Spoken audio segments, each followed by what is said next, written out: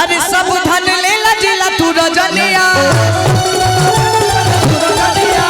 नहीं नहीं करब त बिगड़ी बिजा नहीं नहीं करब त बिगड़ी बिजा अरे हई रंगबाज हवा केहू नहीं बोली हई रंगबाज हवा केहू नहीं बोली ना कोई बोलते ही रे कोई बोलते ही रे अरे हई रंगबाज हवा केहू नहीं बोली समियाना में ना ना चली हई खगड़िया में आज तोरे चलते चली हई खगड़िया में आज तोरे चलते चली हई खगड़िया में आज तोरे चलते चली हई खगड़िया में आज तोरे आज सब धन लेला जिला तू रजनिया नहीं नहीं करब त बिगड़ी बिजा नहीं नहीं करब त बिगड़ी बिजा सब धन लेला जिला तू रजनिया नहीं नहीं करब त बिगड़ी बिजा हई रंगबाज हवा हई रंगबाज हवा केहू नहीं बोली आ चली हई खगड़िया में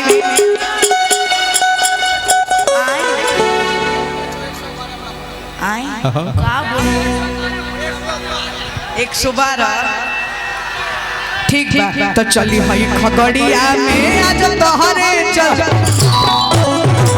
चली हई खगड़िया में आज तोहरे चलते चली हई खगड़िया में आज तोहरे चलते तोहर पतली कमर तोहर तिरछी नजर दिल कैले बचोरी हो गजरा के धार लागे जान मत बड़ रूप के कटोरी हो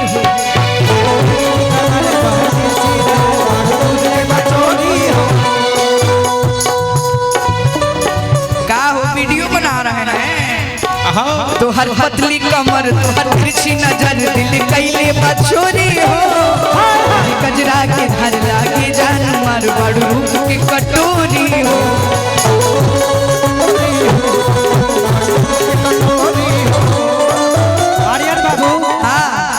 लेकिन जौन भोजपुरी में मुर्गी होला कम से कम रवा वो मरा भाई आदि अवतार कई की नुकनिया रजक कीन लिहा तू बजरिया कुसुम सड़िया राजा के लौज कुकनिया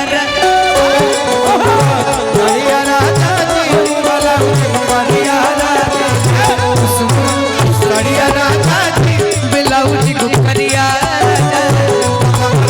सड़िया राजा वही भाव में चली कहे कि सब केहू डांस करी खाली हमें मुर्गी मारा तो अच्छा ना लगे हां एकरो सबसे तल्लाली रे पलंगिया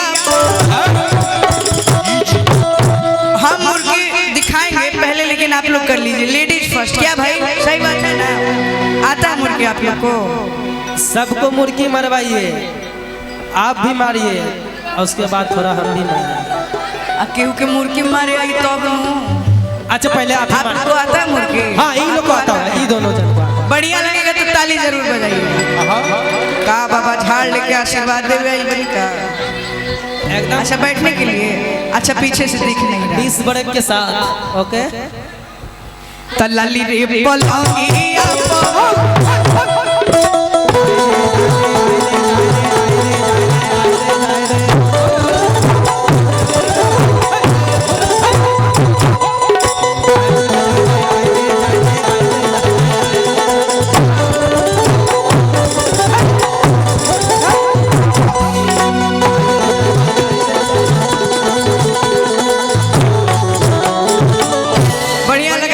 बजा देगा आइए आपको आता है हाँ भैया तल्लाली रे पलंगिया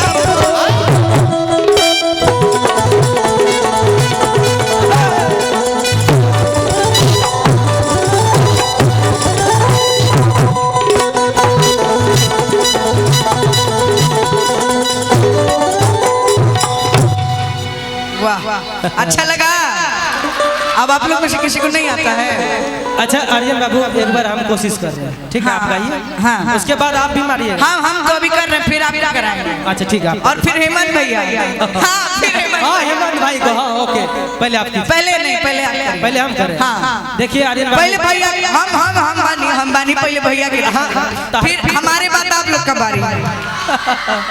आर्यन बाबू इन लोग के बाद आप लोग का। आर्यन बाबू हम तो इसी क्षेत्र का है, बाकी छपड़ा मसरक डुमरसन में 7 साल काम किए हैं, बट कोशिश करते हैं जो जहाँ के शंभू बाबा रहलक हो। हाँ अरे खगड़िया के लोग का जलवा है भाई, कोई बोलता ही नहीं, कोई ना बोलता, कोई बोलते तो चलते फट्टा। आवे के बाद लाली रे पलानी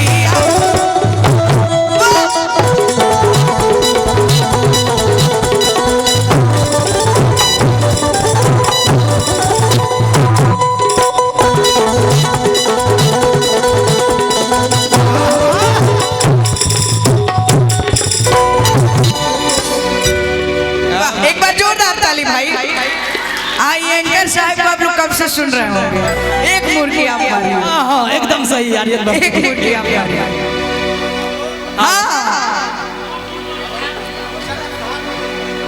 हाँ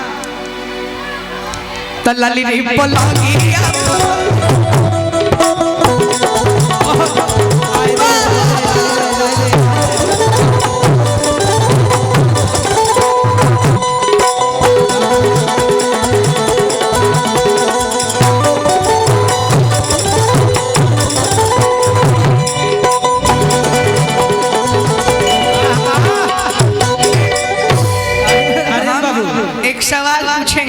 चापाकल। इसमें खेसारी जी का भी डांस था, पवन जी का भी डांस था, कल्लू भैया का भी था, गोविंदा जी का, ऋतिक रोशन, सबका डांस है भाई, जोरदार ताली।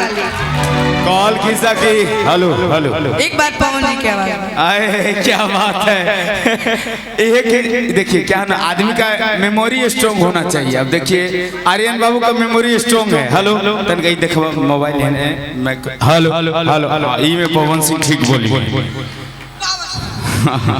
है ना। तो दाहिना में रहो भाई के, छोट भाई के दाहिना हाथ में रखे के चाहिए कि दाहिना हाथ के बाजू में ताकत छोट भाई के होला।